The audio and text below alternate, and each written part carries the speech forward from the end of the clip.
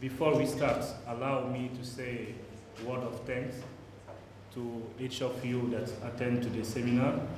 This seminar is organized by the Center of African Research and Development Study at the USJ. The main goal or objective to organize this public seminar is to celebrate what we call Africa Day. But in fact, what is Africa Day?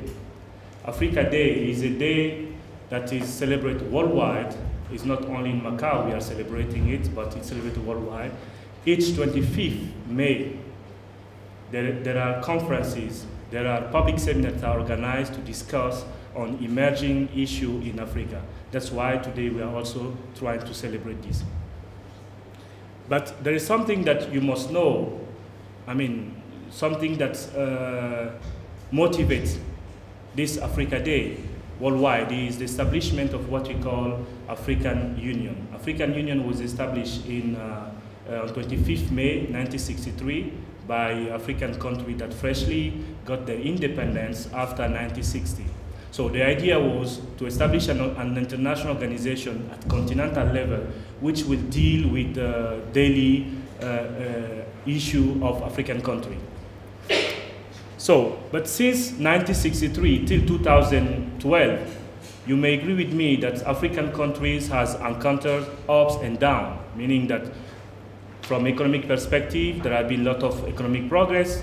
Some country has increased their GDP, has installed a good economic policy and welfare for the citizen, while some others are still sinking in the poverty, where still some countries are living with less than $2 a day.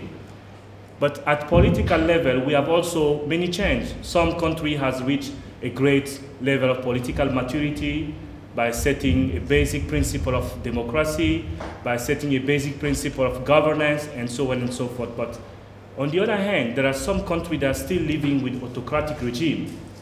And those autocratic regimes can be found from sub-Saharan Africa, but also from the northern part of Africa. And the best way often to remove those autocratic regimes were either to use international pressure through development aid or through military intervention, or there was also internal movement that often goes through military coup or what we call people power revolution. The people power revolution is basically what we are going to discuss later on, because it shows that the citizen can also decide to change the political landscape. Okay, so this started around 2000, where most of African countries decided, the citizens decided to fight against the autocratic regime. It happened in Zimbabwe in 2002, also in 2007 it happened in Guinea-Conakry, and in 2007. In 2010, so we saw from the northern part, in Tunisia, Egypt, Libya, what we call Arab Spring or Arab Uprising. This is why we are here today. We are going to discuss about this topic. We are going to reflect what's happened and what are the repercussions of this Arab Spring or Arab Uprising. Allow me to introduce our speaker, João Pereira, that's going to talk today about this topic. But before we talk, I know some of you know already João Pereira, some of you not. João Pereira is a lecturer at USJ. He teaches basically international relations students, as you could notice from international relations students that are uploading their professor. João Pereira has a great interest on issues such as terrorism. So he's actually researching on the effectiveness of suicide terrorism, which is a big, great topic. And he also is interested on what we call geostrategy, and the latest one is is international relation theory. So basically this is his area for interest. So today he's going to discuss with us what he thinks about Arab Spring. Thank you very much. Well, thank you, Professor Diakite, for this kind invitation. Thank you for being present. Over the last 2 days, Egyptians cast their ballots in the first free presidential elections in that history. Just over 1 year from the beginning of the Arab Spring, this election hopefully symbolizes the emergence and victory of democracy in a region that, apart from the short and troubled democratic periods in Lebanon and the recent volatile experience of Iraq and Palestine, has never known regimes other than dictatorships. Although this election is undoubtedly a good sign, the overall situation in the Arab world is too complex to believe that we are seeing an ongoing and unstoppable fourth wave of democratization. The Arab Spring has been, of course, an event of great significance that will be debated for decades to come. It raised a lot of questions for social scientists about its magnitude, as well as the singular way it initiated and propagated.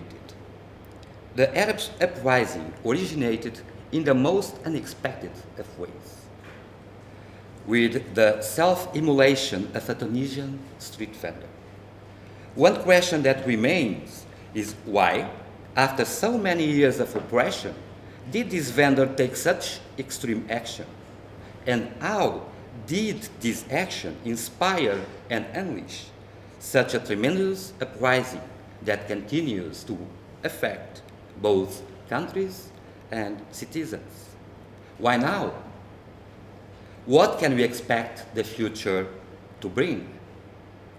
And what are the forces at play in a region filled with hydrocarbons? One region that is crucial to world trade and international economy. I'm not an expert on the Arab world, primarily because no one can truly be an expert about a country without speaking the native language. However, I wanted to participate in this debate as an attentive observer and share with you some ideas about this subject that you can, of course, disagree. I will start with a word about the causes of the Arab Spring, and then I will try to devise some kind of pattern in the way these uprisings have evolved. Finally, I will offer an analysis about the forces at play, domestic as well as international. Contrary to the manifestations we are used to seeing in the Arab world, such as blaming Israel, blaming the USA and the West for all the ills of the world, in this case, manifestations had a character eminently domestic. We cannot point to just one cause responsible for the Arab Spring. Instead, we need to observe the intertwined causes, including the underlying set of political, economic, and social grievances similar across the region. As Suzanne Maloney from the Brookings Institution declared, the only real growth industry in the Middle East has been population. Rising life expectancy, declining infant mortality, and some of the highest birth rates on the planet have contributed to a disproportionately young population across the Arab world. About 2/3 of the population of the region is under the age of 30. As the Human Arab Report of 2010 pointed out, youth age from 15 to 24 make up 30% of the region's working age population, and a quarter of them are unemployed. Ongoing sources of domestic unrest include unemployment, the stagnation of the economy. As of 2003, the entire region exported fewer manufactured goods than the economy of the Philippines. Unequal wealth distribution, corruption, poor educational systems, according to the Arab Human Development Report of 2002, the region as a whole has translated approximately the same number of books into Arabic since the 9th century as Spain does into Spanish in any given year. And last but not least, aspirations to political freedom had a key role in the events of the last year. These revolts in the Arab world have produced different outcomes. In some countries, a civil war broke out, such as Libya, Syria, or Yemen. In others, such as Egypt or Tunisia, the dictators gave up power. And in the rest of the countries, with greater or less turbulence, dictators have thus far been able to maintain power. What similarities and differences can we observe in these different outcomes? To begin with, and I think this is the first pattern, no monarchy has been overthrown thus far. It seems that monarchies enjoy more legitimacy than do the republics in the Arab world.